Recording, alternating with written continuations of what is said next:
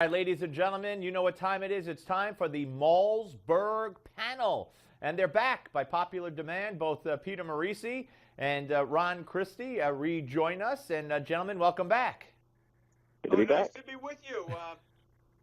By the way, there are a lot of knuckleheads in my life. Well, I have 19-year-olds in the fall. Well, of course, you're referencing the conversation I had in the previous hour after the appearance of you two guys with Evan Feinberg of Generation Opportunity. And let's talk about that for a second before we get into this stand your ground stuff. The First Lady, though, calling all people in that age category knuckleheads while she's trying to sell them or push Obamacare on them. I just think, I can't help but think it's anything but productive. It's got to be counterproductive, Peter. If you were married to Barack Obama, I can't even get my hand around that. Hold on. If you were married to, suspend disbelief for a minute. Okay. Try to be a little, open-minded here about gender. If you were married to the President of the United States, Yes. And she just got outsmarted like a schoolboy by Vladimir Putin, who's hardly a sophisticated man. He's basically a thug. Would you be a little exasperated right now and inclined to say in politic things? I mean, Maybe. if I were married to Barack Obama right now, or a woman in his position. But wait a minute. I was supposed to be able to be open-minded, but you specifically have to be married to a woman? Yeah, I do. I'm sorry. I'm trying to make this realistic. Oh, okay. I'm trying to make this realistic. I'm not gay, all right? Well, neither am I. And as Seinfeld the said way yesterday. Barack Obama behaves, you'd be lucky that I only said knuckleheads. Right. All right. Well, but just by the way, it so happens the Seinfeld episode was on yesterday where the reporter thinks they're gay, and every other line is not that there's anything wrong with that. So, Ron, let me after reciting that line for the record, let me move on to you. Michelle Obama's attack on the knuckleheads, the youngsters being knuckleheads, it just goes along with the whole administration. Because Obama says it every time he runs one of those stupid Barack Obese commercials, and every time they have one of these cartoons aimed at young people that are 26 years old. The whole thing is demeaning. I think it is, and I think it also belittles the office that she holds. She is the First Lady of the United States.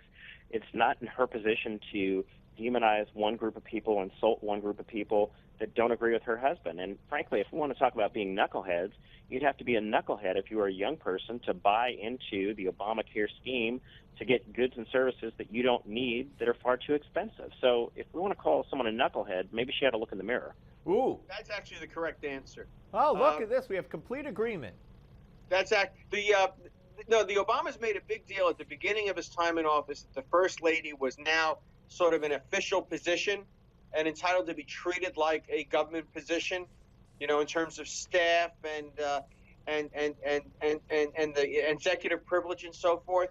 And as a consequence, she shouldn't be going around calling people knuckleheads, especially an attorney with her background, having operated at her level.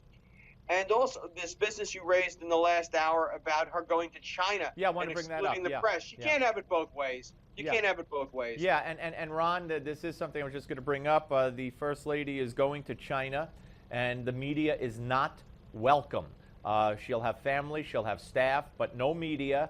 And according to a photographer at the Associated Press, he said, once we lose access, we will never get it back. And this administration, which vowed transparency on every level, has been the least transparent on every level, and not the least of which is transparency and availability to the media.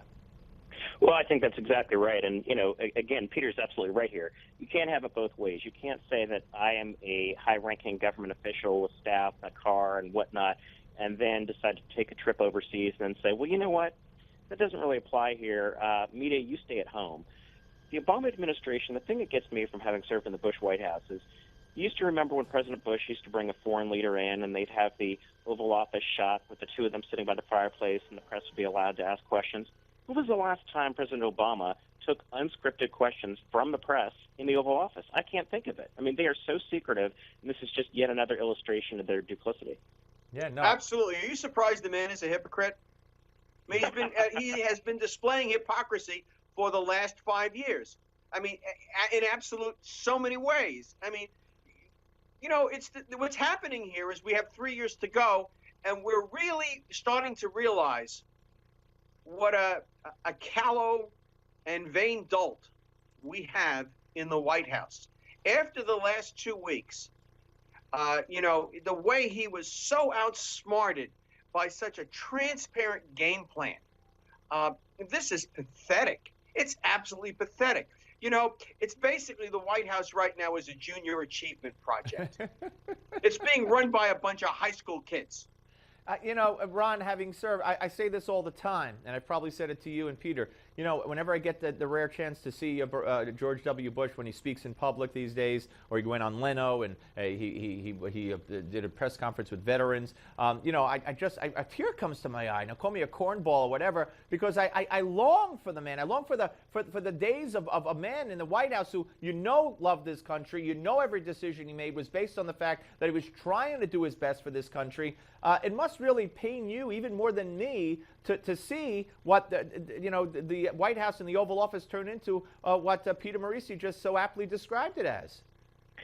Well, unfortunately, I think your take is exactly right. The dignity that the president had when President Bush was in office was palpable to all of us who had the privilege to serve the American people. And I think history will serve President Bush very well of the way that he comported himself while in office, and most particularly since he's departed. You haven't seen any cheap shots. You haven't heard him, insulting his predecessor. And I just think history is not going to be very kind to Mr. Obama. I think Peter is right. Democrats really have a problem this way. After all, Jack Kennedy was sending out Frank Sinatra for broads. There's no nicer way to put it. That's what his job was to do. Lyndon Johnson was lying all over the place. Bill Clinton was hustling the interns.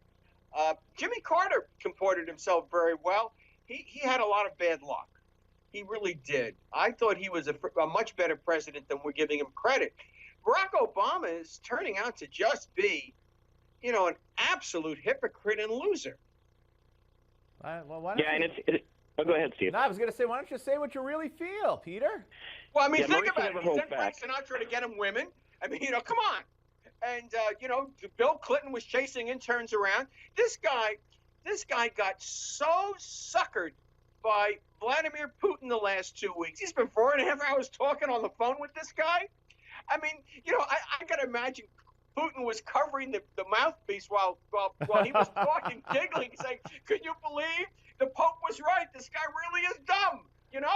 Right. Jesus, it's so easy to do this to him. By the way, Chad has offered to go out and get me broads, and I keep telling him, no, that's okay. No, we can't use that phrase anymore. Yeah, I know. That's what I say to Chad. Very, very politically incorrect, Chad. Phrase. You can't use that. That's you can only right. use reference to history. Shame on you, Chad. Anyway, so Ron, I mean, it's true. It's sad, but true. I mean, if we want to talk about Ukraine, I mean, and Iran and Syria. I mean, Putin has rolled him, and the START treaty. Putin has rolled Barack Obama 4 times that I could think of off the top of my head. Oh yeah, and I go back to that open air moment when President Obama was talking to then Russian President Medvedev. Right. He said, "Tell Vladimir I'll have more flexibility after the election."